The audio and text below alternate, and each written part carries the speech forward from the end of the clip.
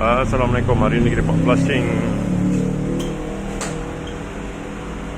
Kita buat flushing Viva ni dengan Answer tu, dua-dua ini.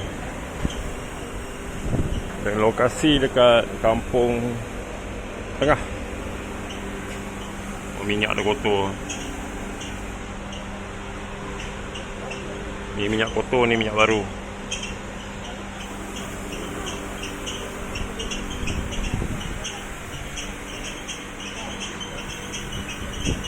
Bunyi apa kita awak tu?